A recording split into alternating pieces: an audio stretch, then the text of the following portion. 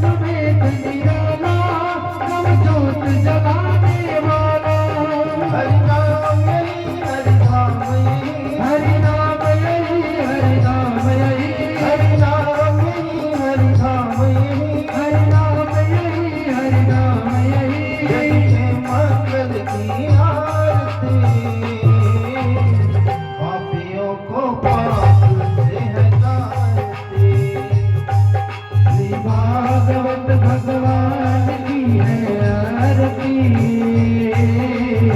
पापियों को पाप से है तारती। श्री भागवत भगवान की है आरती, पापियों को पाप से है तारती।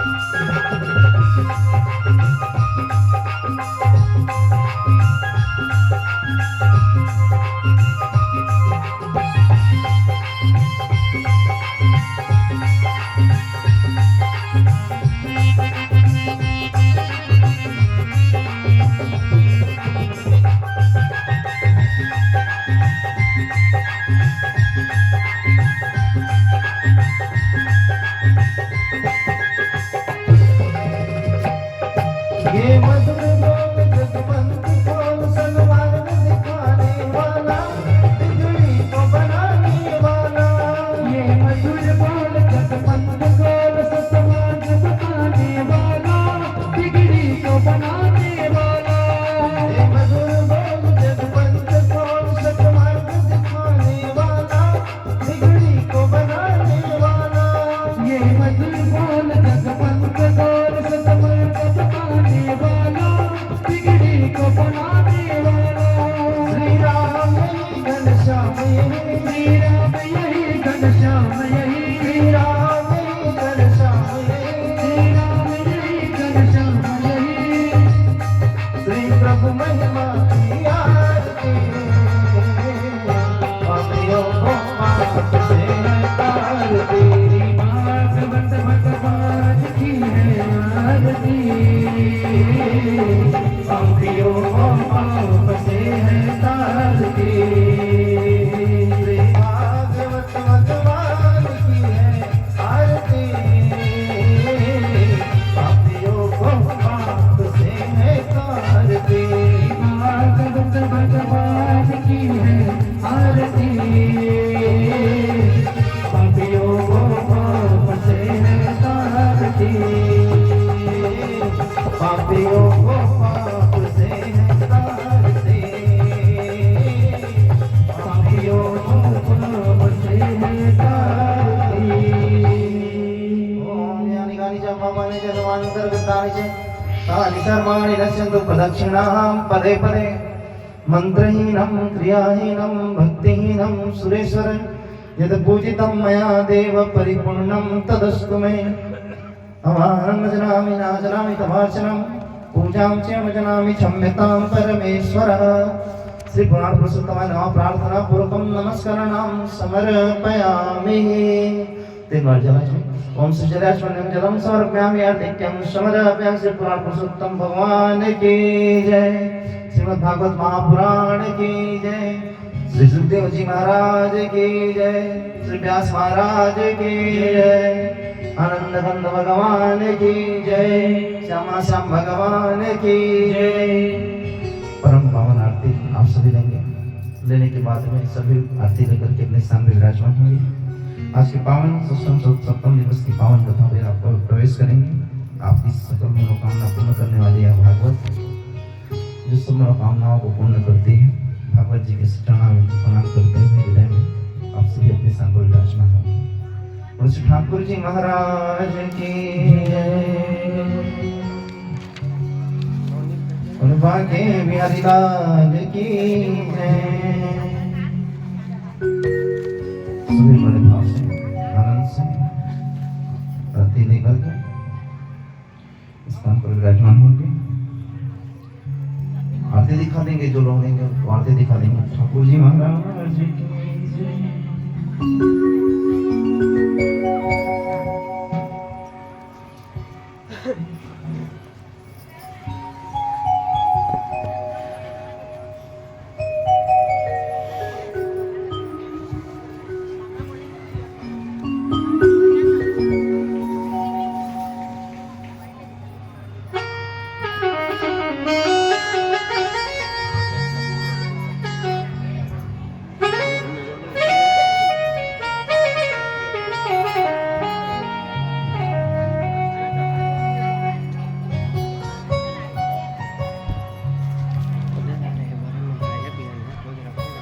नहीं वही देखते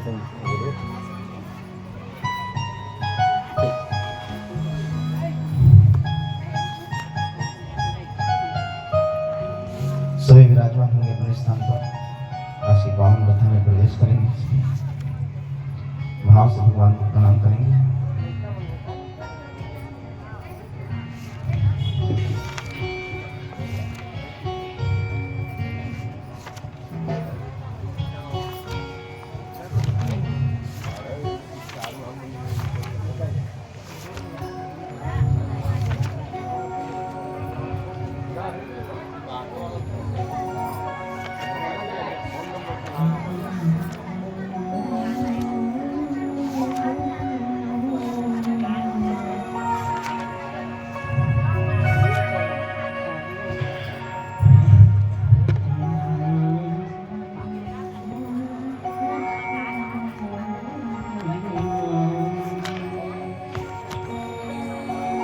श्री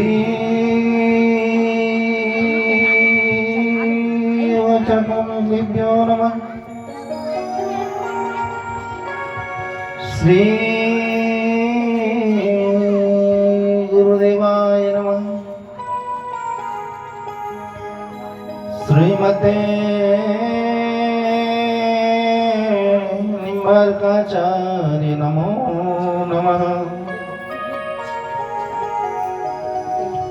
ओम गजाननं भूतगणादिसेवितं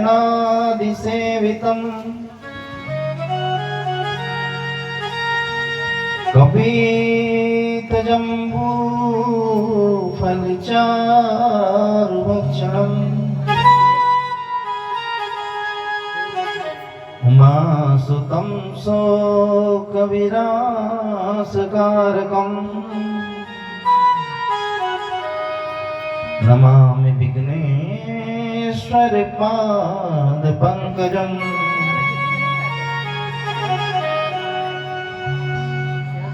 मंगलम भगवान विष्णु मंगलम गरुड़ध्वजा मंगलम पुंडरीकाक्ष मंगलायतनो हरि। वक्रतुंड महाकाय कोटि सूर्य समप्रभा निर्विघ्नं कुरु मे देव सर्वकार्येषु सर्वदा। सर्वमंगलमांगल्ये शिवे सर्वार्थ साधके शरण्ये त्र्यंबके गौरी श्रीनारायणी नमोस्तुते। श्रीनारायणी नमोस्तुते।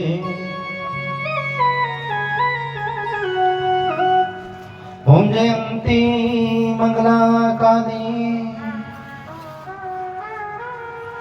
भद्रकाली कपालिनी दुर्गा क्षमा शिवा धात्री स्वाहा स्वधा नमोस्तुते।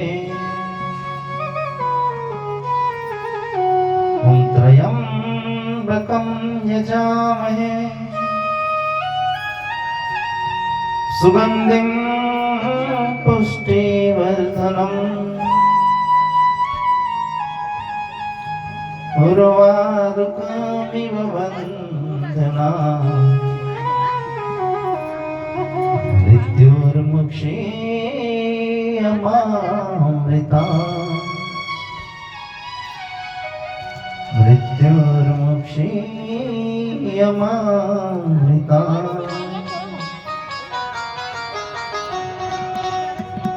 कृष्णाय वासुदेवाय हरे परमात्मने प्रणत क्लेशनाशाय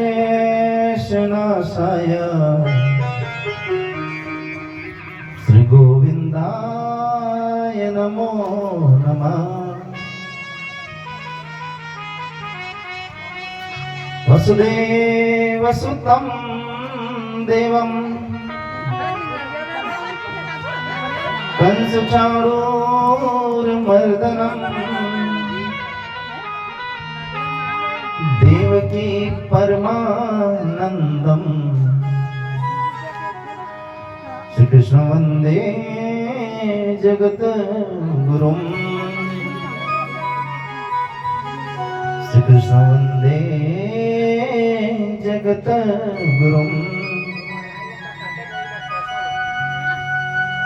पवन तनय संकट हरण मंगल मूर्ति रूप राम लखन सीता सहित हृदय बसो सुरभु लाल देह लाली लसे रुधरि लाल लंगू वज्र देह दानोदरन जय जय जय कपीश्वर निश्चय प्रेम प्रतीति ते विनय करे सन्मान तई के कारज सकल शुभ सिद्ध करे हनुमान सिद्ध करे हनुमान सिद्ध करे हनुमान गुरु ब्रह्मा गुरु विष्णु गुरुदेवो महेश्वरा गुरु साक्षात् परम ब्रह्मा तस्मै श्री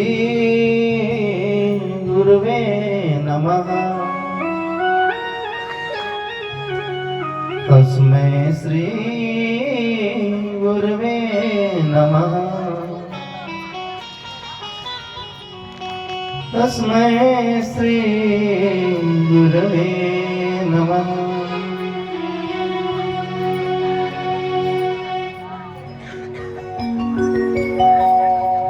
भगवान श्री ठाकुर जी राधा रानी को मैं कोटि कोटि प्रणाम करता हूँ। हमसे प्रार्थना करता हूँ आए व्यासपीठ पर विराजमान हो आशीर्वाद प्रदान करें।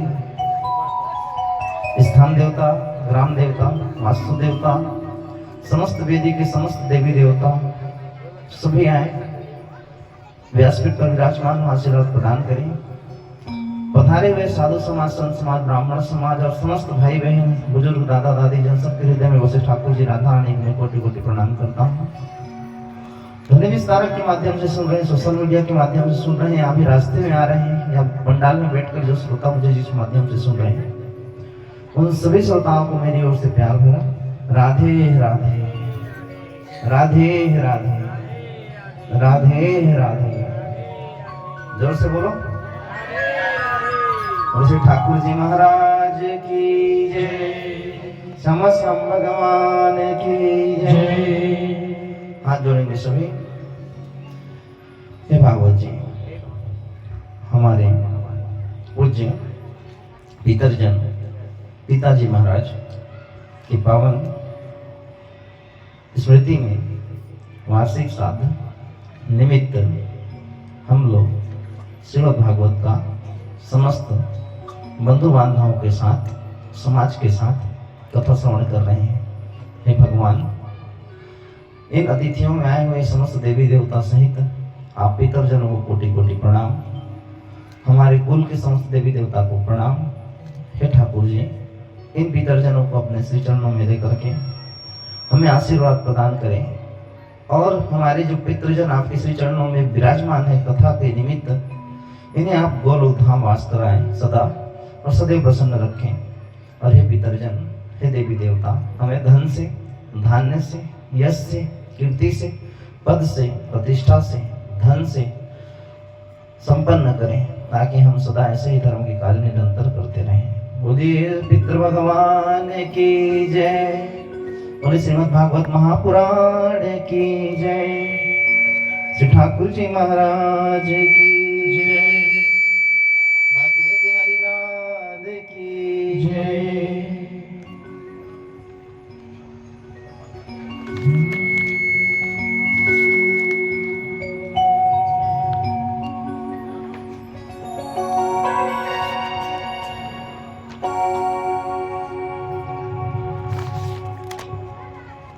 Shri Radha Shri Radha Shri Radha Shri Radha Shri Radha Shri Radha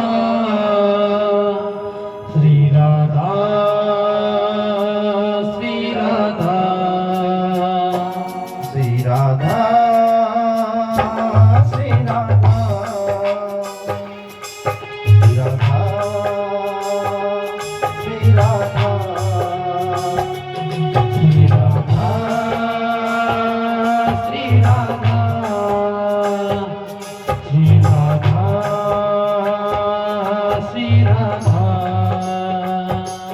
Sri Radha, Sri Radha, Sri Radha, Sri Radha, गाइए बाजे आनंद से Sri Radha, Sri Radha, Sri Radha, Sri Radha, Sri Radha, Sri Radha.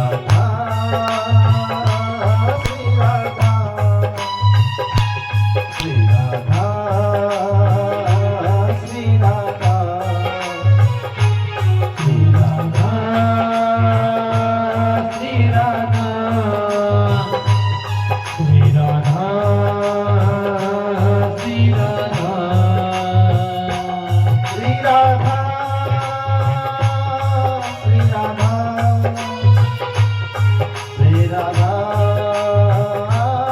Sri Radha, Sri Radha, Sri Radha,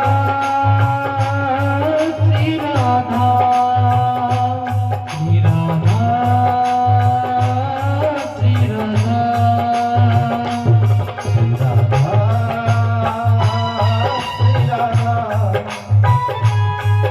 Radha, Sri Radha.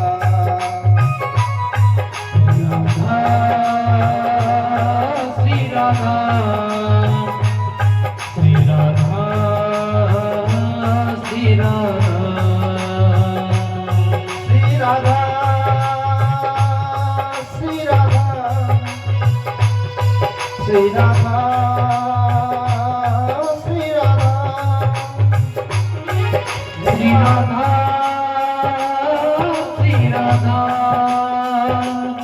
Sri Radha, Sri Radha, Sri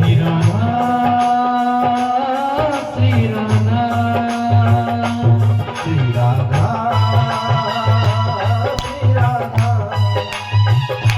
Sri Radha, Sri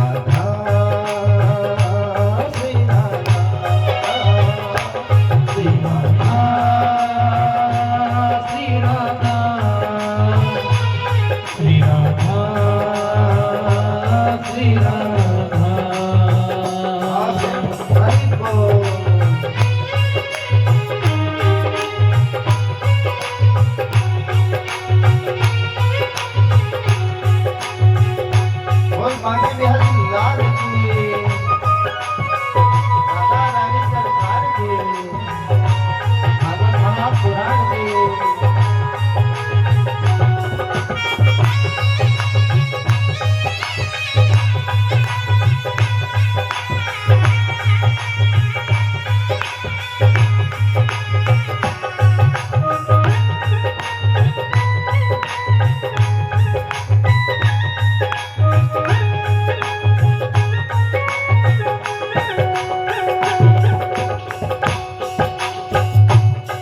Sri Radha, Sri Radha, Shri Radha Shri Radha Shri Radha Shri Radha Shri Radha Shri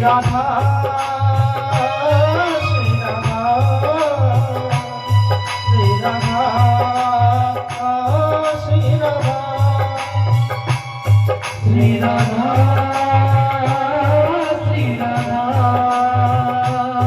Shri Radha Shri Radha Shri Radha Shri Radha Shri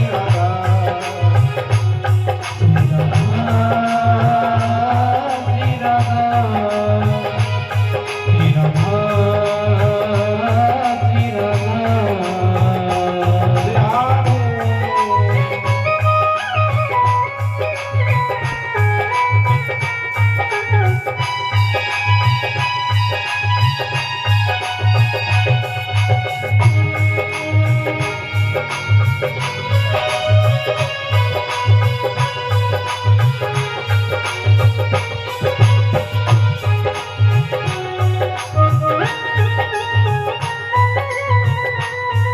Vrindavan Banke Bihari लाल की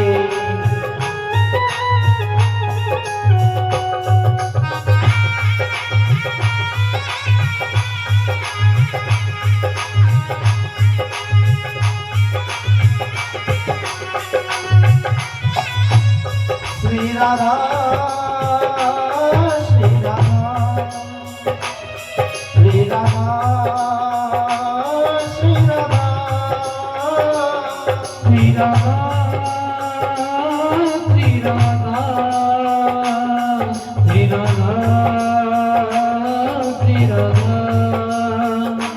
श्री राधा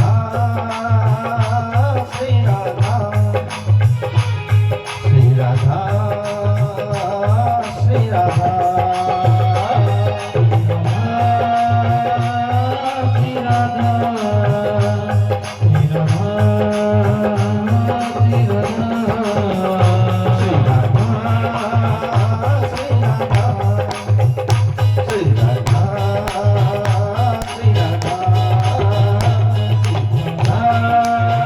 राधा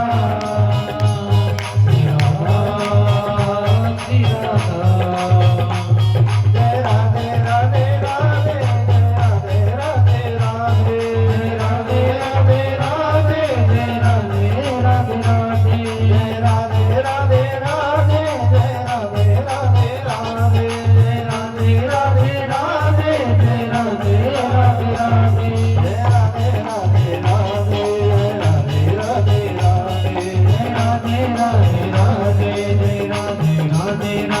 राधा श्री राधा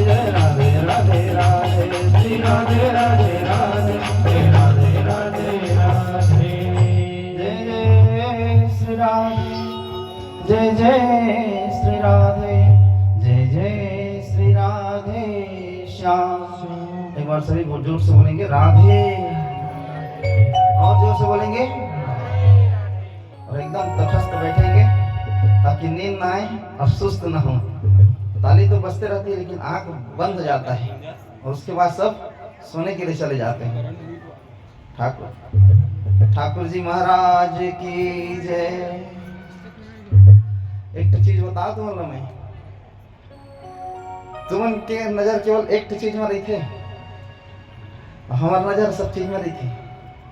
सोनार के दुकान में जाइए ना तो एक पहले कोई भी चीज निकाल के देखे कि ले भाई देख ले इसे की। ओकर बाद जब वो देखते कि एक मन नहीं आते कि तो सबले पहले वो नहीं रख ली तब तक के दूसरा दिखाए नहीं। उसने का सामान की आदत रहती, तू हम हर चीज पूछ लेवा कि महाराज वो बाजा वाला काय करत रही कि महाराज काय करत रही कि तुम काय करत रही हम सब ल देखत रही था और हमरो ज्यादा देखैया उधर है जरा तो चुपे चुपे थी राधे राधे ताली बजा थी आंखें मुंह दागते लोग हम नहीं देख पका मैंने कोई भी गिल कहा था ठाकुर जी महाराज की जय श्याम सुंदर भगवान की जय। पावन कथा है श्रीमद् भागवत की, प्रवेश करें। कल भगवान की पावन विवाह हुआ है विदर्भ नरेश की पुत्री श्री रुक्मणी से, ठीक है। भगवान विवाह करके सुंदर पाणी ग्रहण संस्कार हुआ है, घर में विराजमान है। इसके बाद समंतक मणि की वजह से आप सभी जानते हैं जामवती माता से भी इनका विवाह हुआ है, यमुना कालिंदी से विवाह हुआ है, सत्यभामा से विवाह हुआ है। ऐसे करते हुए विशेष रूप से 8 पटरानियों से इनका प्रथम विवाह हुआ है। भौमासुर नाम का एक दैत्य है, क्या है? भौमासुर नाम का एक दैत्य है जिसने सोच रखा है कि इतनी सीमा तक की और मेरी पत्नियां मतलब मैं लड़की एक साथ इकट्ठा कर लूं उसके बाद मैं विवाह करूंगा। तो भगवान ने जब सुना कि इस दैत्य का जो ये मुराद है मैं पूर्ण नहीं होने दूंगा, और आज भगवान ने भौमासुर नाम के इस दैत्य को उद्धार किया है और 16,100 कन्या जो उसने कारागार में डालकर रखा है अपना, उनसे छुड़ा करके समस्त कन्याओं को मुक्त किया है। समस्त कन्याओं ने यहाँ पर प्रार्थना किया भगवान गोविंद से कि भगवान हम लोग 16,100 जो स्त्रियां हैं अपने घर से बहुत समय से बाहर हैं, अगर हम अपने घर जाएं तो हमारे माता पिता हमको स्वीकार नहीं करेंगे क्योंकि हम लोग बहुत समय से बाहर हैं। तो हम लोग चाहते ये हैं कि हमें अगर आप छोड़ेंगे इधर उधर तो हम समाज को बिगाड़ेंगे, क्योंकि निश्चित है हमें कोई अपनाने वाला तो है नहीं। तो इससे बढ़िया हम चाहते हैं कि आप हमें विवाह कर लें। क्या कर लें? विवाह। मैं कल भी कह रहा था फिर कह रहा हूँ कि श्री कृष्णचंद्र भगवान के नाम लेकर के लोग आज अपराध करने को भी उद्यत हो जाते हैं। कहते हैं कि जब श्री कृष्ण ने 16,100 कर लिया तो हमारी तो 2-4 रहनी चाहिए। तो मैं उनको बता दूं भगवान ने एक विवाह अपनी इच्छा से नहीं की है, एक विवाह अपनी इच्छा से नहीं की है। कल सुन रहे थे कि रुक्मणी को भी भगवान ने तब स्वीकार किया है जब रुक्मणी ने स्वयं पत्र लिख करके ब्राह्मण के हाथों भेजा है कि मैं आपसे विवाह करना चाहती हूँ, मैं आपसे विवाह करना चाहती हूँ। ध्यान देने की कथा सुनेंगे। तो मैं आपसे विवाह करना चाहती हूँ कहा है रुक्मणी ने, तब जाके उनसे विवाह हुआ है। जामवंत की पुत्री जामवती, उससे भी भगवान उसके पिताजी जामवंत के कहने के कारण जामवती से विवाह किया है। तो ऐसी कोई पत्नी नहीं है जिसने भगवान से आग्रह न किया हो कि मुझे विवाह करना है आपसे। यहाँ तक कि सूर्य की बहन यमुना कालिंदी जिसको कहते हैं, उसने भी भगवान को पाने के लिए तप किया था, तपस्या करके भगवान को प्राप्त किया था। तो एक भगवान ने अपनी इच्छा से विवाह नहीं किया था, लेकिन भगवान को सभी पति के रूप में प्राप्त करना चाहते थे। इसलिए भगवान ने आगे 8 पटरानियों के साथ में 16,100 कन्याओं को विवाह जब किया तो कुल मिलाकर 16,108 रानी हुए और सबसे भगवान ने विवाह किया है। कहते हैं कि भगवान से प्रत्येक पत्नी से 10-10 पुत्र हुए हैं। कितने पुत्र हुए हैं? 10-10, और एक पुत्रियां हुई हैं, और एक पुत्रियां हुई हैं। करोड़ों भगवान के नाती हैं, करोड़ों भगवान के बच्चे हैं, लाखों करोड़ों में बच्चे हैं और लाखों करोड़ में नाती नौतरे हैं। जिसमें विशेष रूप से जो 8 पटरानियां हैं, आप उनके नाम सुने कि भगवान परीक्षित कहते हैं कि मैं कह चुका हूँ, सुखदेव जी महाराज कह रहे हैं, हे परीक्षित मैं कह चुका हूँ कि भगवान श्री कृष्ण की प्रत्येक पत्नियों से 10-10 पुत्र हुए थे। उन रानियों में 8 पटरानियां था जिनका विवाह का मैं पहले वर्णन कर चुका हूँ। अब प्रद्युम्न आदि जो पुत्र का वर्णन करता हूँ उसको सुनो। स्वयं माता रुक्मणी ने भी 10 पुत्रों को जन्म दिया है। किसने?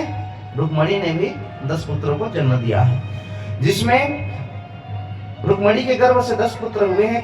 पहले पुत्र का नाम है प्रद्युम्न, पहले का पुत्र का नाम है प्रद्युम्न, दूसरे का नाम है चारुदेशन, तीसरे का नाम है सुदेशन, फिर उसके बाद पराक्रमी चारुदेह, फिर उसके बाद चारु, फिर उसके बाद चारुगुप्त, फिर भद्रचारु, फिर चारुचंद्र, फिर विचारु, और 10वां फिर चारु। प्रकट हुआ है। तो इस प्रकार से भगवान रुक्मिणी माता की स्वयं 10 संतानें हैं। इसके बाद में ये अपने पिता भगवान श्री कृष्ण से किसी बात में कम नहीं, इनके बच्चे भी मानो श्री कृष्ण ही है ऐसा नजर आते हैं। दूसरी पत्नी भगवान की सत्यभामा, कौन है? सत्यभामा। इनसे भी 10 पुत्र हुए हैं, भानु, सुभानु, स्वरभानु, प्रभानु, भानु मानु, और इसके बाद चंद्रभानु, फिर बृहदभानु, फिर अतिभानु, फिर श्रीभानु, फिर प्रतिभानु। तीसरी भगवान की पत्नी थी जाम्बवती। कौन थी? जाम्बवती, जो कि जामवंत की पुत्री थी भालू की। लेकिन स्यमंतक मणि जब भगवान खोजने गए हैं, उनको कलंक लग गया था कि भगवान ने ही स्यमंतक मणि की चोरी की है। तो भगवान अपने चोरी से बचने के लिए उस स्यमंतक मणि की खोज की है। जब खोज की है तो जाकर के जामवंत की बेटी जो जाम्बवती वो उससे खेल रही थी। भगवान ने जामवंत से बहुत युद्ध किया। जामवंत को समझ में नहीं आया कि मुझे जीतने वाला इतना प्रबल कैसे, मतलब ये कौन सा आदमी है, मैंने तो आज तक सबको हरा दिया। बाद में भगवान कहते हैं कि जामवंत तुम मुझसे लड़ लो, क्योंकि पूर्व जन्म का हिसाब है तुम्हारे मेरे बीच में। अंत में जामवंत हार के कहता है, गोविंद मैं चाहता हूँ कि आप मेरी पुत्री से विवाह कर लो। आज जामवती मैया का इनके साथ विवाह हुआ। इनसे भी 10 पुत्र हुए हैं, जिसमें जामवती के आदि 10 पुत्र थे, जिसमें सांब हुए हैं, सांब के बाद हुए हैं सुमित्र हुए हैं, सुमित्र के बाद पुरुजित हुए हैं, पुरुजित के बाद सतजित हुए हैं, सतजित के बाद सहस्त्रजित हुए हैं, सहस्त्रजित के बाद विजय हुए हैं, और विजय के बाद चित्रकेतु हुए हैं, चित्रकेतु के बाद वसुमान हुए हैं, और वसुमान के बाद द्रविड़ हुए हैं, और द्रविड़ के बाद क्रतु हुए हैं। ये सब भगवान श्री कृष्ण के समान ही सबको प्यारे थे। इसके बाद एक पत्नी का नाम नग्नजिति था। क्या था? नग्नजिति। तो नग्नजिति के भी 10 पुत्र हुए, जिसमें वीर हैं, चंद्र हैं, अश्वसेन हैं, चित्रगु है, वेगवान है, वृष है, आम है, शंकु है, वसु है, परम तेजस्वी कुंती है। इसके बाद कालिंदी अर्थात यमुना सूर्य की बेटी है। किसकी बेटी है? सूर्य की बेटी है। लेकिन जब से वो जन्मी थी, मैं कृष्ण को पति के रूप में प्राप्त करूं ये प्रार्थना करती थी, तपस्या में बैठ गई और मैं कृष्ण को ही चाहती। एक चीज बता दूं, यमुना यमराज की बहन भी है, यमुना यमराज की बहन भी है, और यहाँ तक कि सूर्य की पुत्री है, मतलब शनि भी सूर्य के पुत्र हैं। सोना नहीं है ना? नहीं तो आप मुंह धो के आ जाओ, लेकिन तटस्थ होके बैठो आनंद के साथ। इसीलिए बोलता हूँ कि थोड़ा तन के बैठा करो करके, और एकदम आराम से बैठोगे तो फिर नींद आती है। और स्वल्पाहार इसीलिए भागवत जी में कहा गया है कि थोड़ा स्वल्पाहार लें, स्वल्पाहार लें। तो यमुना एक बार बोले सभी, राधे राधे राधे राधे। अब एकदम तटस्थ होकर विराजमान होंगे। तो यमुना जो है वो किसकी बहन बेटी है? सूर्य की, और उसके भाई हैं कौन? यमराज और शनि। इसलिए कहते हैं श्री कृष्ण को भजने वाले को कभी शनि ग्रस्ती नहीं है, क्योंकि शनि जो है भगवान श्री कृष्ण के साले हैं। यमराज भी उस व्यक्ति से दूर होता है जो कृष्ण को भजता है, लेकिन कब? जब हृदय से भगवान श्री कृष्ण को भजता है। ये मत बोल देना महाराज भागवत जी की कथा सुन रहे अब तो हम नहीं मरण करते। आएगा यमराज सबके लिए, लेकिन हाँ अगर श्री ठाकुर जी में प्रीति रहेगी तो फिर यमराज से डर नहीं लगेगा, यमराज से डर नहीं लगेगा। तो इस प्रकार से नग्नजिति जो उनकी पत्नी है सत्या के भी 10 पुत्र हुए। उसमें वीर हैं, चंद्र हैं, अश्वसेन हैं, चित्रगु हैं, वेगवान हैं, वृष हैं, आम हैं, शंकु हैं, वसु हैं, परम तेजस्वी कुंती हैं। एक चीज बता दूं, अब आप लोगों को तो अपना खुद का बच्चा का कहीं कहीं नाम भूल जाते होंगे। तुम्हारा जितना लंबा सूची क्यों बता रहे हैं, ऐसा सोच रहे होंगे आप लोग। तो उन माताओं के लिए बहुत विशेष से मैं बता दूं, या उन घर वालों के लिए जो चाहते हैं कि हमारे वंश दिन गुनी रात चौगुनी चारों ओर बढ़े, और साथ में जो बांझ माताएं हैं इसी कथा को सुनते हैं हरिवंश पुराण में। इसी कथा को सुनते हैं हरिवंश पुराण में। हरिवंश पुराण में एक बताया गया है कि जो भगवान के वंशों की कथा सुनता है उसके घर के दिन गुनी रात चौगुनी वंश नाती नौतरा पंथी पंथी पुत्र पुत्रियां बढ़ते जाते हैं। और जब भगवान की सुंदर इन कथाओं को जो श्रवण करता है उसके घर में सदा सौभाग्य की प्राप्ति होती है। इसलिए कम से कम विशेष में 8 पत्नियों की बच्चों की जो है नाम है उसे मैं विशेष कर श्रवण कराता हूँ। और 16,108 नाम पत्नियों की बच्चों का नाम श्रवण कराने के लिए अगर बैठूँ ना तो मुझे कई जन्म लेना पड़ जाएगा, और आप लोगों को भी। इसलिए इसको प्रेम भाव से 8 बच्चों के नाम सुनेंगे आप लोग। कालिंदी है यमुना, उनका एक नाम यमुना भी है और एक नाम उन्हीं को कालिंदी कहते हैं। जो कि यमराज की बहन भी है, शनि की बहन भी है। इनके भी 10 बच्चे हैं। पहला का नाम श्रुत है। क्या है? श्रुत है। दूसरे का नाम कवि है। क्या है? कवि है। उसके बाद तीसरे का नाम वृष है। क्या है? वृष है। जोर से बोलो। फिर क्या है? वीर है। क्या है? वीर है। फिर उसके बाद है सुबाहु। क्या है? सुबाहु। फिर भद्र। फिर भद्र। भद्र के बाद शांति। भद्र के बाद शांति। शांति के बाद दर्श। दर्श के बाद पूर्णमास। उसके बाद पूर्णमास। और पूर्णमास के सबसे छोटा जो बेटा है, उसका भाई जो है वो सोमक है। कौन है? सोमक है। तो ये यमुना के पुत्र हैं। मद्र देश की राजकुमारी लक्ष्मणा से भी भगवान ने विवाह किया था। किससे? लक्ष्मणा से। गर्भ से, उनके गर्भ से जो पुत्र हुए उनका नाम है प्रघोष। क्या है? प्रघोष। और उसके बाद है गात्रवान। फिर उसके बाद है सिंह। फिर उसके बाद है बल। फिर उसके बाद है प्रबल। इसके बाद है ऊर्ध्वत और महाशक्ति। उसके बाद सह। फिर उसके बाद ओज। उसके बाद अपराजित नाम का पुत्र पैदा हुआ है। इसके बाद भगवान की इन्हीं पत्नियों में 8 पटरानियों में एक है मित्रवृंदा। कौन है? मित्रवृंदा। इनकी पत्नियों का नाम है ब्रिक। उसके बाद हर्ष। फिर अनिल। फिर उसके बाद गृध। फिर वर्धन। फिर उसके बाद अन्नाद। फिर महास। फिर उसके बाद पावन। फिर वनही। फिर उसके बाद क्षुधि। उसके बाद भद्रा भी भगवान श्री कृष्ण की पत्नी है। कौन? भद्रा। एक भद्रा जो है, ये वही भद्रा है जिनके आ जाने में अच्छा अच्छा कार्य, समझ रहे हैं बात को ना, भद्रा बोलते हैं ना। लेकिन ठाकुर जी की जो सेवा करते हैं नित्य नूतन रूप से, ये भद्रा भी उनको कुछ नहीं करती, यमराज भी उनको कुछ नहीं करता, शनि भी उनको कुछ नहीं करता। तो जब हम शनिदेव में विशेष तेल चढ़ाते हैं और कहते हैं कि नहीं हम भागवत जी की कथा नहीं सुनेंगे, या भागवत जी की कथा में रुचि जिनको नहीं, अब केवल शनिदेव में अगर जो लोग तेल चढ़ाते होंगे उनके लिए कभी शनिदेव प्रसन्न नहीं होंगे। क्यों? क्योंकि तुम उनके जिया जी को ही पसंद नहीं कर रहे हो, उसकी कथा नहीं सुनोगे तो कहाँ से पसंद होंगे, है ना। तो इसलिए यमराज जो हैं भी शनि के साले हैं और कृष्ण के साले हैं, और यहाँ तक के शनि भी कृष्ण भगवान के साले हैं, क्योंकि यमुना के दोनों भाई हैं मेरे भाई बहन। इसके बाद में भद्रा। भद्रा के पुत्र हैं संग्रामजीत। क्या है? संग्रामजीत। इसके बाद है बृहत्सेन। बृहत्सेन के बाद है सूर। सूर के बाद प्रहरण। प्रहरण के बाद अरिजित। अरिजित के बाद जय। जय के बाद सुभद्र। सुभद्र के बाद वाम। वाम के बाद आयु। और आयु के बाद सत्यक। इन पटरानियों के अतिरिक्त भगवान की रोहिणी आदि 16,100 और पत्नियां जो थीं, उनकी दीप्तिमान प्राप्ति तृप्त 10-10 पुत्र हुए। रुक्मणी नंदन प्रद्युम्न मायावती रति के अतिरिक्त भोजकट निवासी रुक्मी की पुत्री रुक्मवती से विवाह हुआ था। उसी के गर्भ से परम बलशाली अनिरुद्ध का जन्म हुआ था। परीक्षित श्री कृष्ण के जो पुत्र है ना, उनके मैं नाम बताने बैठूं तो स्वयं परीक्षित जी महाराज कह रहे हैं कि भागवत पूरी नहीं हो पाएगी। क्या पूरी नहीं हो पाएगी? भागवत पूरी नहीं हो पाएगी।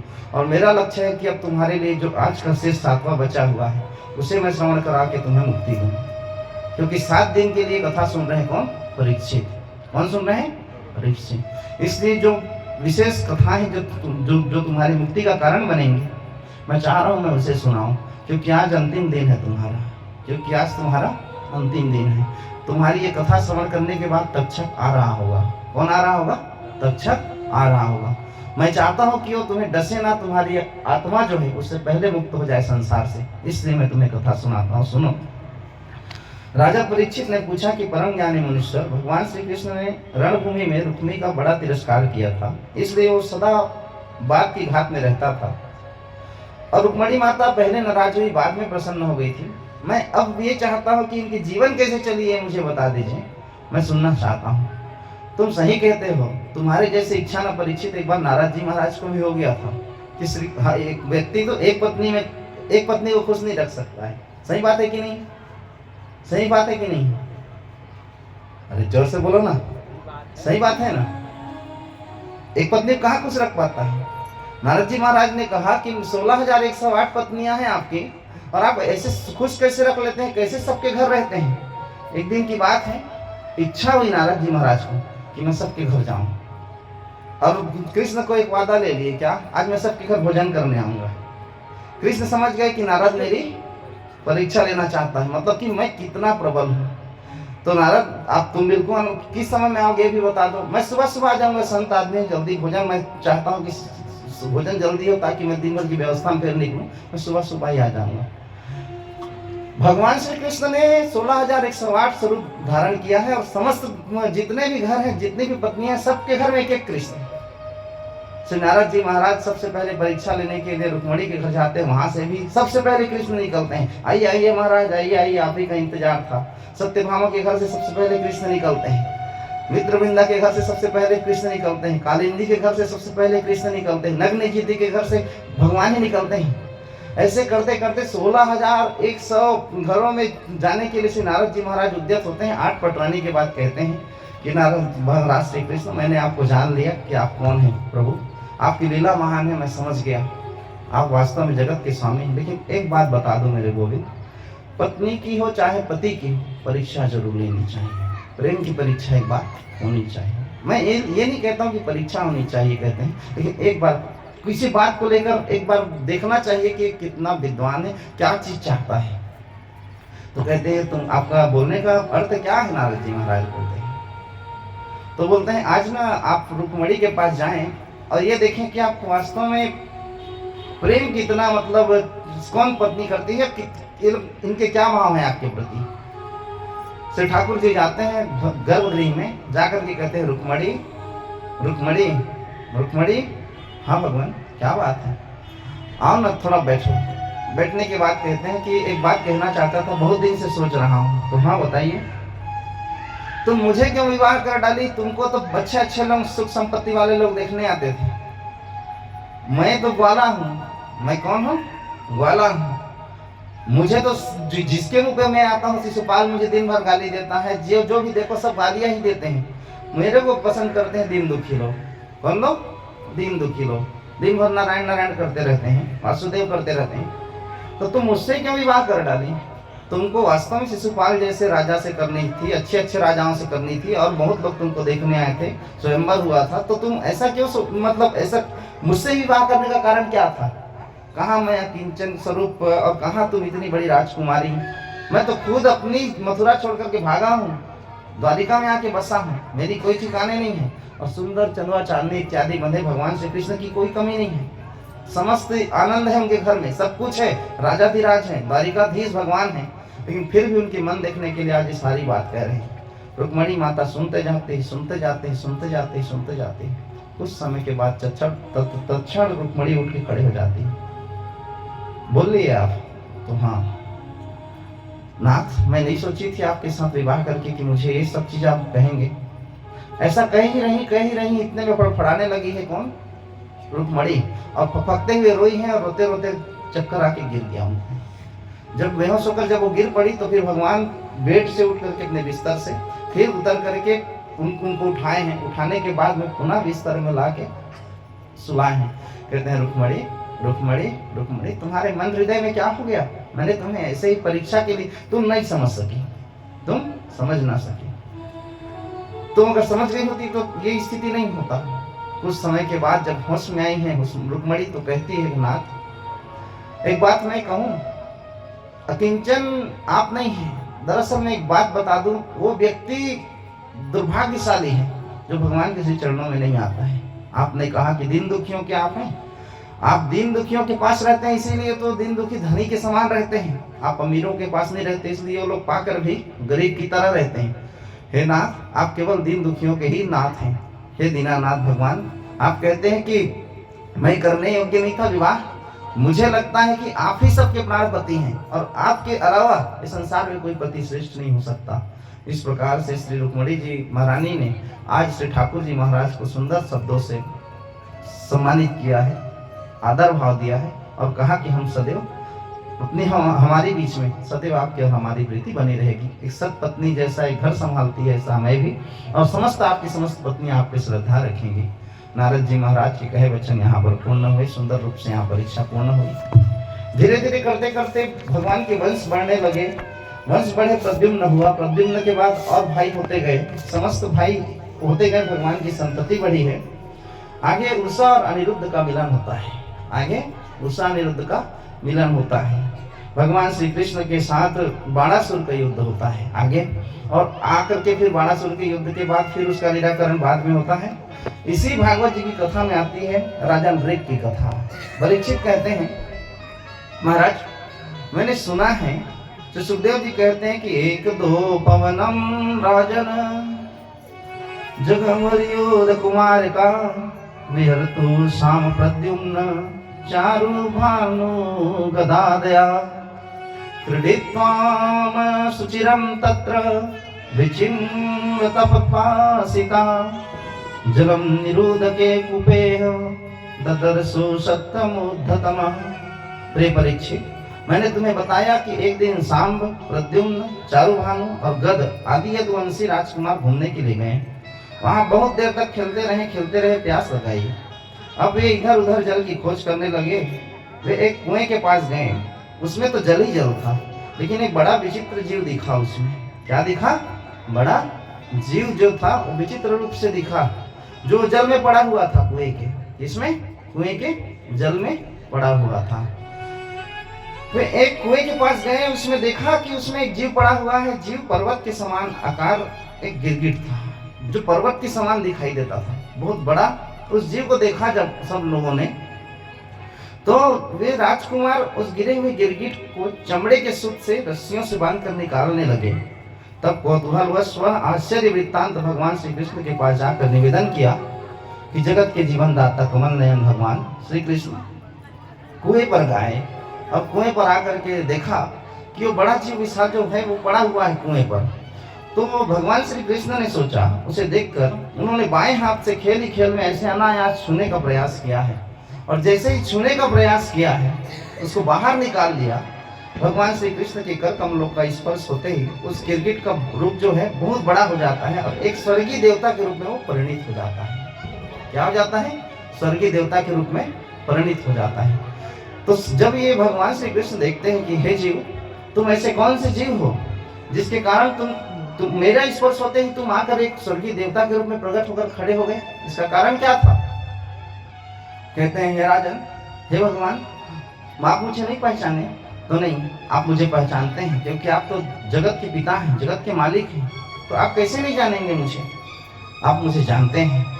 तो कहते हैं, हाँ मैं तुम्हें जानता हूँ, लेकिन मैं संसार को जगाने के लिए मैं पूछता हूँ कि तुम कौन हो? तुम मुझे बताओ कि तुम कौन हो। तब अद्भुत वस्त्र, आभूषण, पुष्पों के हाथ शोभा पा रहे थे। यद्यपि भगवान श्री कृष्ण जानते थे कि इस दिव्य पुरुष को गिरगिट योनि क्यों मिली थी, फिर भी संसार को जागृत करने के लिए आज भगवान श्री कृष्ण ने स्वयं पूछा कि तुम जो गिरगिट बने उसका कारण क्या है, तुम ये बताओ, मैं सुनना चाहता हूँ। तो मैं तो ऐसा समझता हूँ कि तुम अवश्य ही कोई श्रेष्ठ देवता हो, क्योंकि तुम दिव्य दिखाई देते हैं मुझे।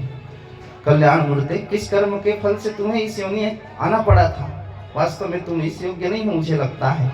हम लोग तुम्हारा वृत्तांत जानना चाहते हैं ताकि समाज को पता चले इस बात को। तो कहते हैं, महाराज आप देवता हैं, आपने कोई लांछन के स्वरूप में मुझे नहीं पूछा, इसलिए मैं अपने बारे में आज सब कुछ आपको बताऊंगा। महाराज, सुखदेव जी कहते हैं, परीक्षित, जब श्री कृष्ण ने इस प्रकार से उनसे पूछा, तब उन्होंने अपना सूर्य के समान जाज्वल्यमान जो मुकुट है उसको झुकाकर भगवान को प्रणाम किया और इस प्रकार कहने लगे कि हे प्रभु, इति स्म राजा संपृष्टा कृष्णनान्तमूर्तिना माधवं प्रणिपत्याः किरीटेनार्कवर्चसा नृगो नाम नरेन्द्रोः वीक्ष्यमाकुन्तनयः प्रभो दाविस्याख्यामायमानेषु यदि ते कर्ण स्पर्शमा। प्रभु, मैं इक्ष्वाकु वंश का राजा, महाराज इक्ष्वाकु का वंश का राजा, उनका पुत्र मैं नृग। कौन हूँ? नृग राजा हूँ। क्या राजा हूँ? मृग नहीं, नृग राजा हूँ। नृग, मैं नृग राजा हूँ। और जब कभी किसी ने आपके सामने दानियों की गिनती की होगी, हरिश्चंद्र इत्यादि समस्त की, तो उसमें नृग भी एक बहुत बड़ा नाम था। बहुत ध्यान से सुनेंगे कथा। एक बात मैं कहूँगा, व्यासपीठ से लोग बहुत कथा सुनते हैं, बहुत आनंद पूर्वक कथा सुनते हैं, मगर मानिए बोलने से 1% नहीं मानते हैं लोग। जिनमें लोगों का कल्याण हो जाए वही करेंगे लोग, लेकिन अपना व्यासपीठ से गुरुजनों के द्वारा सुना गया शब्द लोग मानते नहीं हैं। और मैंने एक बात तीसरे चौथे दिन की कथा में कही थी आपको कि अगर गुरु बोले कि अगर आपके कान में आके गुरु रे बोल दे दीक्षा देते हुए, आप उस गुरु के प्रति श्रद्धा रखना, रे ही राम होगा। उसके बावजूद भी आपके द्वारा भी एक छोटी सी कहीं ना कहीं गलती हो ही गई। किसी बात को लेकर आपने पूछा, अपने गुरु महाराज जी का पूछा था कि नहीं पूछा था? पूछा था उसके लिए ना, जो जिसके लिए पूजा से आप वंचित हुई थी, पूछा था कि नहीं पूछा? तो बैठने के लिए बोला गया था। तो उसके बावजूद भी आप अकेले वहां विराजमान रहे और उसके बाद पंडित जी में यहाँ पूजा कराते रहे। तो मेरे एक तो मुझे नहीं पूछना था, क्योंकि इनसे भी अपर फिर मैं आ रहा हूँ यहाँ पर फिर हल के लिए अभी, क्योंकि मुझे व्यासत्व की प्राप्ति हुई है और मुझसे भी ज्यादा महान फिर वो है, क्योंकि वो आपके जीवन मरण के तरन तारण बन चुके हैं। जो मंत्र उन्होंने आपके मंत्र कान में डाला है, उसी का आप एक आहुति भी डालेंगे तो आपको स्वर्ग की प्राप्ति होगी। तो कहने का अर्थ यह है कि जब गुरु जब कुछ बात बोले, व्यासपीठ जब कुछ बात बोले, तो उसको धारण करना चाहिए। राजा नृग की कथा को बहुत ध्यान से सुनना मेरे भाई बहन, कि बोल क्या रहा है ये राजा नृग। कहते हैं महाराज, राजा हरिश्चंद्र जैसे राजा जो थे ना, आप दानी राजा है कभी सुनते हैं ना कृष्ण, तो हाँ उसी समान मैं भी राजा नृग हूँ। क्या हूँ? नृग, ना ऋग, नृग राजा हूँ मैं, गिरगिट बना हूँ। क्या बना हूँ? गिरगिट। छत्तीसगढ़ी में गिरगिट को क्या बोलते हैं? टेटका। क्या बोलते हैं? टेटका। तो टेटका बनने का क्या कारण है मैं बता रहा हूँ, मुझे आप सुनिएगा प्रभु। और मैं दिव्य रूप धारण मैंने आपके हाथों की स्पर्शों के कारण किया है। किसके कारण किया है? आपके हाथ के स्पर्श के कारण। आपके स्पर्श हो जाने में तो पत्थर भी भगवान हो जाएगा प्रभु। तो मैं तो साधारण सा जीव था, इसलिए हे कृष्ण मेरी बातों को आप ध्यान से सुनना। मैं समाज के लिए कह रहा हूँ, हालांकि आप जानते हैं आप तो जगत के पिता हैं, पति हैं और संसार को जगाने के लिए कह रहे हैं, मैं सुना रहा हूँ, सुनना। हे कृष्ण, मैं इक्ष्वाकु का पुत्र राजा नृग हूँ, मेरे पिता भी राजा थे। भगवान जब किसी के सामने दानियों की जब गिनती होगी, कर्ण इत्यादि सबकी, तब मेरा जो नाम है ना, अवश्य ही आपके कानों में पड़ा होगा दानियों में। प्रभु आप समस्त प्राणियों के एक एक वृत्ति के साक्षीभूत हैं, भूत और भविष्य को जानने वाले हैं और अखंड ज्ञान में किसी प्रकार की बाधा नहीं डाल सकता। अतः आपसे छिपा ही क्या है? हे कृष्ण, आप संसार के कल्याण के लिए पूछ रहे हैं, तो मैं भी संसार के कल्याण के लिए बता रहा हूँ कि पृथ्वी में जितने भी धूलिकण, आकाश मार्ग में जितने तारेगण और वर्षा में जितनी जल की धाराएं और बूंदे, और या मैंने उतनी ही गौ में दान की हैं जितनी आकाश में ताराएं हैं। कभी गिनना आकाश में तारा, रात्रि में गिनते रहना कि कितने तारे हैं। गिनते गिनते गिनते गिनते सुबह रात से सुबह हो जाएगी और फिर सुबह से रात हो जाएगी, लेकिन तारे खत्म नहीं होंगे। इतने तारे हैं, भले दिखाई देते नहीं हैं, कुछ छुपे दिखाई देते हैं, कुछ स्पष्ट दिखाई देते हैं, लेकिन तारों को गिन नहीं पाएंगे। बालों को कभी गिनने का प्रयास करना सर की, गिनते गिनते थक जाएंगे, लेकिन बालों को कभी गिन नहीं पाएंगे। मैंने इतने गौएं दान किए हैं प्रभु, इतने गौएं दान किए हैं। अच्छा, गौ दान करना कोई बहुत बड़ी बात नहीं है, लोग कर देते हैं संकल्प के समय, लेकिन मैं कैसे गाय दान करता था बताऊं तो बताओ। चांदी में, खुर में चांदी लगवाता था, प्रत्येक गायों की चारों खुर में चांदी लगवाता था और सिंगों में सोना लगवाता था, सिंगों में सोना मरवाता था। हार इत्यादि पहनाने के बाद सुंदर सजा करके मैं नित्य, जब तक गाय दान नहीं करता था तब तक मैं भोजन नहीं करता था। तो फिर ऐसा कौन सा पाप तुमसे हो गया कि जिसके कारण तुम इतने प्रतिग्रही हो गए और इतने जीवन तुम्हारा भटक गया? कहते हैं महाराज मेरी बात तो आप सुनिए, मैं पूरे ध्यान से आपको बता रहा हूँ। एक दिन की बात है महाराज, मैंने एक सुंदर से गौ को लाया, गौ को ला करके उसमें सुंदर सोना चांदी लगाया, लगाने के बाद एक ब्राह्मण को दे दिया, एक ब्राह्मण को दे दिया, ब्राह्मण को दे दिया। उस ब्राह्मण से गलती हुई, समझिए मुझसे गलती हुई और गौ से गलती हुई। एक ब्राह्मण के साथ गई तो जाने के लिए मेरी गौ है, वो उसे गौशाला में बंधी भी, कुछ समय के बाद छूटने के बाद वो फिर वापस आ गई मेरे गौशाला में।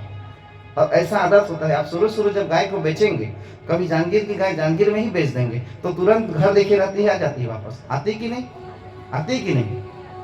अब राजा ने तो संकल्प कर दिया था, अपना नाम गोत्र इक्ष्वाकु वंश का मैं पुत्र हूँ करते हुए दान तो कर दिया था। और एक चीज बता दूं मेरे भाई बहन, दान चाहे आप अनमोल चीज की करें, चाहे किसी भी वस्तु की करें, दान देने के बाद में फिर नहीं सोचना चाहिए कि मैंने क्यों किया कहने से फिर वो दान का महत्व खत्म हो जाता है, फिर पाप बढ़ने शुरू होते हैं।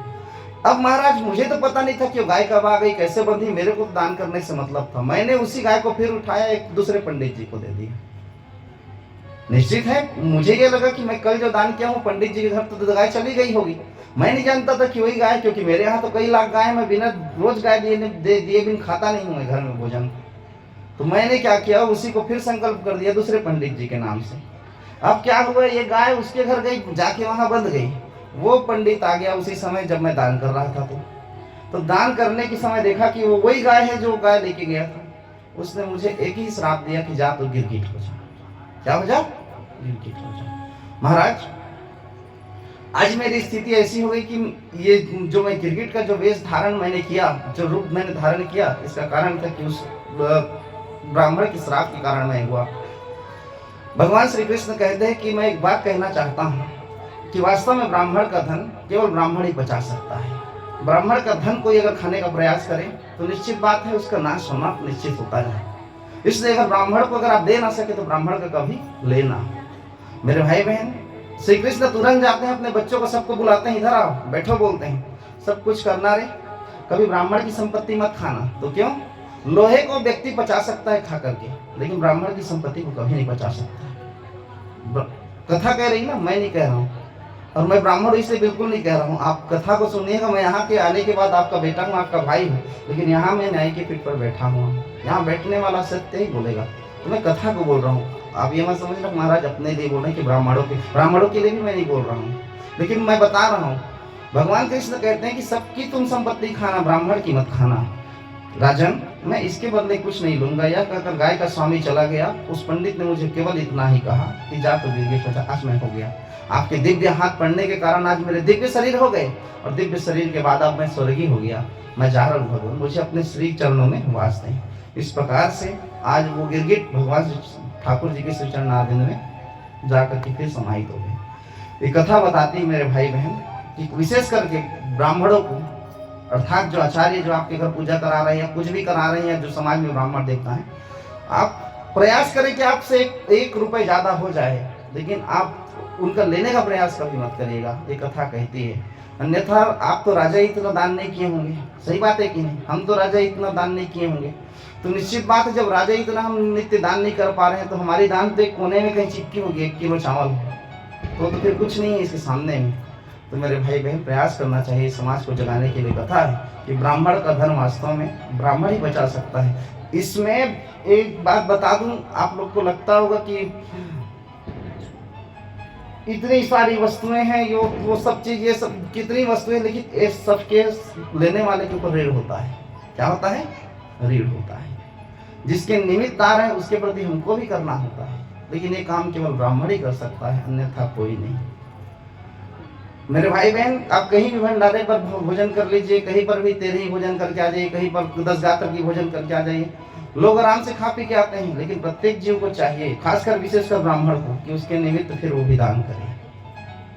क्योंकि नहीं तो जो जिस जीव के प्रति वो खाया हुआ है, गरुड़ पुराण की कथा कहती है कि वो जीव उससे आश्रित हो जाता है कि तू कब खिलाएगा फिर अपने लिए करके। तो इसलिए मेरे भाई बहन, दान लेना अच्छी बात है, लेकिन उसको दान करना भी सीखना चाहिए। ये कथा इसे सिखाती है। परम पावन ये कथा के बाद में आइए हम सभी आगे बढ़े। पावन ऋग राजा की कथा है। ऋग राजा की कथा के बाद में इसी 10वें स्कंद की कथा में श्री बलराम जी का ब्रजगमन होता है। ब्रजगमन होने के बाद में पौंड्रक काशी राज का भगवान उद्धार करते हैं। उसके बाद दिवित का उद्धार करते हैं भगवान। कौरव पर बलराम जी का कोप होता है। भगवान के प्रथम पुत्र श्री सांब का विवाह होता है। किसका विवाह होता है? सांब का, जो रुक्मणी के, जो अन्य माताओं के जो पुत्र हैं। इसके बाद में फिर कौरव पर बलराम जी का कोप, सांब का विवाह होता है। देवर्षि नारद भगवान की गृहचर्या इत्यादि देखते हैं, नित्यचर्याओं को। भगवान श्री कृष्ण नित्यचर्या और उनके पास जरासंध के कैदी राजाओं के दूत का आना, श्री भगवान का इंद्रप्रस्थ पधारना, पांडवों के राष्ट्रयज्ञ का आयोजन इत्यादि यहाँ पर हुआ है। जरासंध का उद्धार हुआ है। जरासंध के जेल से छूटे जाने के बाद में राजाओं की विदाई तथा भगवान इंद्रप्रस्थ लौट आना होता है। भगवान की अग्र पूजा शिशुपाल का भगवान यहीं पर आज उद्धार करते हैं। शिशुपाल को श्राप मिला हुआ है कि मैं तेरी 100 गालियां सहूंगा। बस बस बस बस कहते रहते हैं, नहीं सह। उसके बाद और जब अत्यधिक होता है, श्री कृष्ण अपना चक्र उठाते हैं। चक्र उठाने के बाद आज उसका उद्धार कर देते हैं। इस प्रकार से भगवान रासु यज्ञ की पूर्ति करते हैं। दुर्योधन का वहां अपमान जब होता है तो फिर आगे फिर युद्ध होती है और साल्व के द्वारा यादवों का युद्ध होता है और साल्व का उद्धार यहाँ पर किया है भगवान ने। दंत वक्र विदुरथ का उद्धार होता है। इसके बाद तीर्थ यात्रा में बलराम जी के हाथ से श्री सूत जी महाराज का वध हो जाता है। एक चीज और बता दूं, चाहे देवता हो, मुनि हो, चाहे कोई भी हो, अगर उसके हाथों से भी अगर वध हो रहा है और अन्यथा का वध हो रहा है तो उनको भी फिर अपने पापों का प्रायश्चित करना पड़ता है। श्री बलराम जी महाराज के द्वारा श्री सूत जी महाराज का वध हुआ तो वो भी समस्त तीर्थों में जाकर के हरि कथा सुन रहे हैं। क्या कर रहे हैं? हरि कथा सुन रहे हैं और समस्त तीर्थों का दर्शन कर रहे हैं। इसलिए जीवन में जब अगर कोई अपराध हो जावे तो ठाकुर जी के समक्ष जाकर के एक बार जीव को सुनाना चाहिए कि मुझसे अमुक गलती हो गई, भगवान मुझे क्षमा करिएगा। जो अनजाने में हुई, मैं नहीं चाहता था कि मुझसे हो, लेकिन अनजाने में मुझसे गलती हो गई या जानकर भी मैंने इसलिए गलती किया था तो मुझे क्षमा करेंगे। इस प्रकार से बल्व का उद्धार किए हैं। इसके बाद श्री बलराम जी तीर्थ यात्रा पर निकल गए हैं।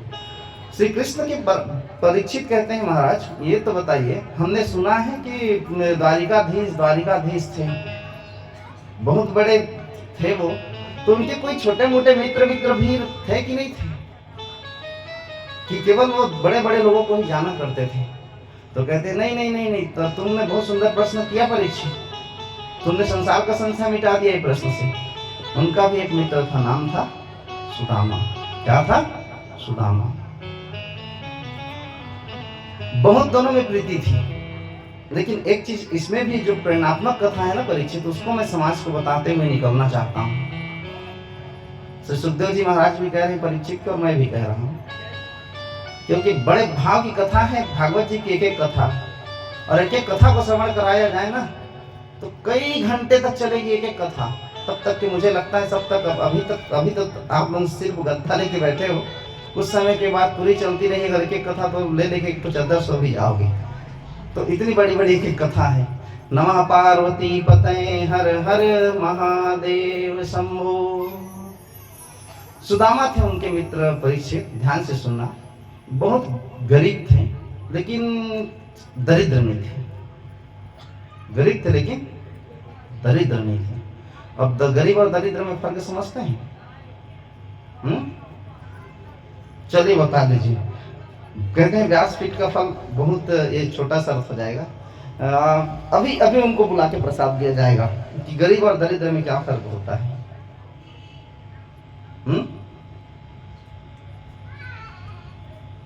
गरीब जानते हैं गरीब किसको बोलते हैं? जो गरीबी रेखा के अंतर्गत जो नीचे जीवन यापन करते हैं उनको बोलते हैं गरीब, आप लोगों के हिसाब से या हमारे हिसाब से। और दरिद्र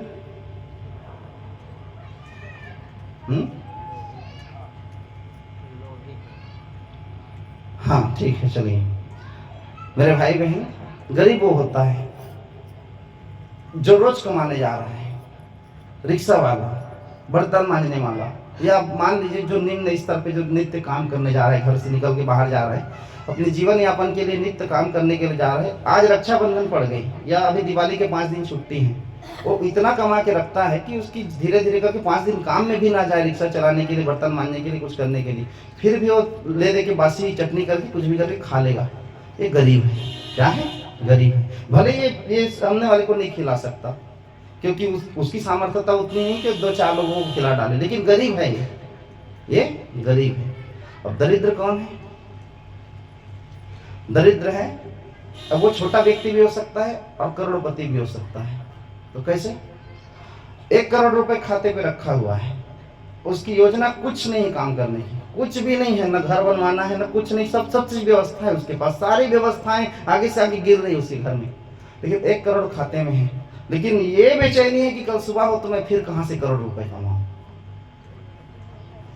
कल सुबह होते ही मैं फिर कहां से कमाऊं 1 करोड़ रुपए, और उसका भी कोई योजना नहीं, लेकिन मात्र कि और पैसा आता और पैसा आता, चारों खिड़की दरवाजे सब खोल के बैठा है, पैसा आता पैसा आता। एक कौन है?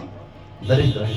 तो करोड़पति व्यक्ति भी दरिद्र हो सकता है। गरीब को दरिद्र नहीं कहते, गरीब को गरीब कहते हैं, गरीब को गरीब कहते हैं, और गरीबी में दरिद्रता नहीं होती। सुदामा गरीब था, सुदामा गरीब था पर दरिद्र नहीं था, क्योंकि उसके पास तो कृष्ण की कृपा थी, कृष्ण के नाम थे। बहुत ध्यान से सुनना, मैं कथा में बहुत प्रकाश नहीं डालता। बहुत लोग कहते हैं मुझे कि आप सुदामा चरित्र को बहुत लंबा नहीं लेते हैं महाराज, लोग तो उसी में 3 घंटा बिताते हैं। मैं उसका कारण है, ध्रुव गया है वन में, और जाकर के ठाकुर जी की तपस्या की, ठाकुर जी को आना खुद पड़ा है। गजेंद्र नहाने गया था तो फंस गया मुसीबत में, तो ठाकुर जी को आना पड़ा है। प्रहलाद के पास नरसिंह बन के ठाकुर जी को आना पड़ा है पिता से उसकी रक्षा के लिए। लेकिन एक बात बता दूं, सुदामा एक ऐसा भक्त था मेरे भाई बहन, दृष्टांतिक एकदम दार्शनिक भाव से समझना, कि जो ठाकुर जी के पास स्वयं गया है, ठाकुर जी के पास स्वयं गया है, और जो भगवान के पास स्वयं जाता है ना, निश्चित मैं बता दूं, वो कभी खाली नहीं आता है, वो कभी खाली नहीं आता है। आप सब लोग आए हैं, आप सबके घर में भगवान गए नहीं हैं, आप सब लोग ठाकुर जी के दरबार में भी आए हैं। और जो भगवान के दरबार में पहुंच जाता है, फिर उसकी जिंदगी की गरीबता, उनकी जिंदगी की दरिद्रता सदैव के लिए दूर हो जाती है। सुदामा गया है उनके घर, और जो भगवान के दरबार में जाते हैं उनकी समस्त दरिद्रता समाप्त हो जाती है। इसलिए मैं कहता हूँ कि सुदामा जी के चरित्र को श्रवण कराने में मेरा मन संकुचा जाता है कि वास्तव में जो सब कुछ पा चुका है उसके लिए मैं क्या कहूँ, उसके लिए मैं क्या कहूँ। बहुत दार्शनिक कथा है, ध्यान से सुनना। सुदामा जी जो श्री कृष्ण गोविंद हरे मुरारी हे नाथ नारायण वासुदेव, श्री कृष्ण गोविंद हरे मुरारी हे नाथ नारायण वासुदेव, ये मंत्र नित्य जपते। उनका नियम था कि एक दिन में 5 घर जाएं। कितने घर जाएं? कितने घर जाएं? 5 घर जाएं। एक बात बता दूं, ब्राह्मण का धर्म केवल दान लेना नहीं है, अपितु दान देना भी है। ब्राह्मण का कर्म केवल ज्ञान लेना नहीं है, ज्ञान देना भी है। ब्राह्मण का कर्म केवल यज्ञ करना बस नहीं है, यज्ञ किसी घर में जाके यज्ञ करना बस नहीं है, यज्ञ कराना भी है, स्वयं भी उसको यजमान बन के करना पड़ता है। और उसी ब्राह्मण का धन फलित होता है, उसी ब्राह्मण का धन फलित होता है। तो सुदामा जी महाराज नित्य जाते हैं 5 घर। कितने घर? 5 घर में वो तब तक रुकते हैं जितना समय दूध दोहने में लगता है गैया को, मतलब मुश्किल से 5 मिनट, 2 मिनट, 3 मिनट, यही उनके रुकने का समय है। इसके बाद अगर वहां नहीं मिला तो फिर दूसरा घर, दूसरा नहीं मिला तो तीसरा घर, तीसरा नहीं मिला चौथा घर, और मिला भी तो फिर सबसे लेते लेते 5वें घर होने के बाद 6वां नहीं, 5वां घर होने के बाद 6वां नहीं। आते हैं, आने के बाद फिर उसी भिक्षा से अपने बच्चों का जो भी है, जैसा भी भिक्षा नहीं है, ये ब्राह्मण का कर्म ही है मांगना, ब्राह्मण का कर्म ही है मांगना। ब्राह्मण को समाज को देना ही होगा, क्योंकि बहुत कुछ समाज को ब्राह्मण ने भी दिया है। मेरे भाई बहन, इस प्रकार से सुदामा 5 घर जाते हैं, 5 घरों से अन्न लाते हैं, अपने बच्चों को खिलाते हैं। नित्य जा रहे हैं, किसी दिन कुछ त्योहार पड़ गया, कुछ और पड़ गया, तो निश्चित है नित्य तो व्यापार भी नहीं चलता है, तो ये कैसे चल सकता है? कुछ मिले भी ना मिले, क्या ठिकाना है।